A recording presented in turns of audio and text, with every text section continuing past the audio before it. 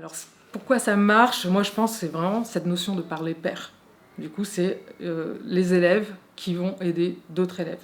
C'est des élèves, c'est eux qui sont le plus proches, on va dire, de leurs propres problèmes ou des propres conflits qu'ils peuvent avoir, ou des premiers problèmes relationnels qui interviennent dès l'école, en fait.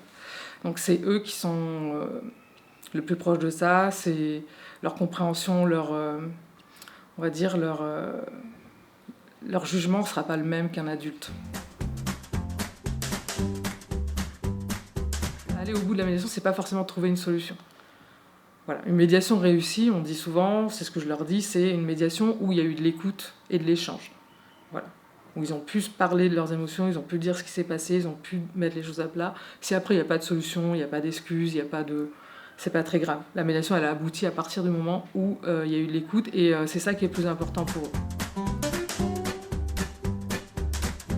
Pour la plupart, maintenant que je vois encore, qui sont maintenant au lycée par exemple, je sais que ça leur a apporté beaucoup de choses, parce qu'ils m'en reparlent encore aujourd'hui.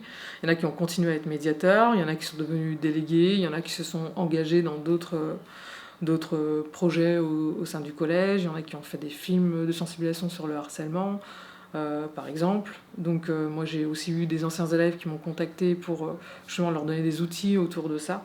Donc en fait c'est en ça que je vois le retour en fait.